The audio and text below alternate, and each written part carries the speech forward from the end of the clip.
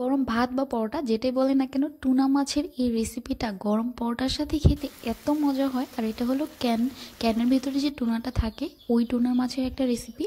তো চলেন দেখে নিই কীভাবে টুনা মাছটা তৈরি করতে হয়। তো এখানে আমি যে ক্যানটা ছিল টুনা মাছের, ওই ক্যানটা এখানে ওপেন করে নিয়েছি। আর ক্যানের যে উপরে তেলটা আছে ওই তেলটা ফেলে দিব।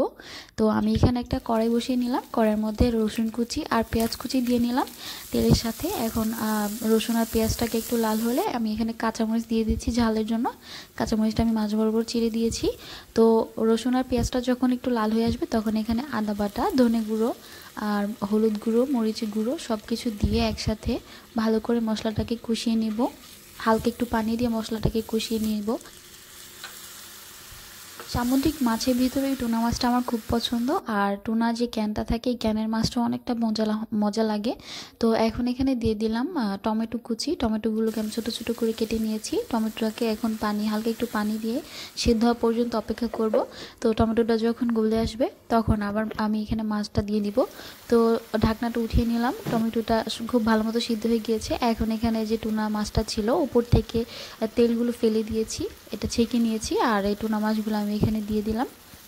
আর খুব ভালো করে মশলার সাথে মাছটাকে মিশিয়ে নেব আর ঢাকনা দিয়ে কিছুক্ষণ জন্য রান্না করে নেব। তো কিছুক্ষণ পর আমি ঢাকনাটা উঠিয়ে দিলাম। তো পুরোপুরি এই মাছটা রান্না হয়ে গিয়েছে। আর এখন শেষ পর্যায়ে আরেকটা জিনিস অ্যাড করে দিয়েছি, এখানে হলো কিছুটা গরম মশলা, জিরার গুঁড়ো দিয়ে দিলাম। এটা তো ক্যান ফিশ, অনেকের স্মেলটা পছন্দ নাও হতে পারে, তো সেই জন্য জিরা আর গরম মশলা গুঁড়ো দিলে স্মেলটা খুব ভালো আসে। তো এখন এখানে লাস্টে আমি ধনেপাতা কুচি ছড়িয়ে দিলাম। তো এই তো আমার টুনা মাছটা রেডি হয়ে গিয়েছে। ধনেপাতাগুলোকে তরকারির সাথে খুব ভালো করে মিশিয়ে দেওয়ার পরে এখন আমি এগুলোকে নামিয়ে নেব। তো এইভাবে সহজ পদ্ধতিতে টুনা মাছটা আমি রান্না করে নিলাম। গরম গরম পকোড়ার সাথে কিংবা গরম ভাতের সাথে এই টুনা মাছটা খেতে অনেক মজা লাগে। আপনারাও বাসায় এই রেসিপিতে ট্রাই করে দেখবেন।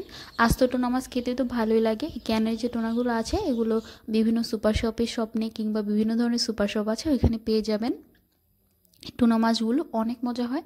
সবাই আমার পাশে থাকবেন আর আমার চ্যানেলটিকে লাইক এবং সাবস্ক্রাইব করে পাশে থাকবেন। ধন্যবাদ সবাইকে। Thanks for watching.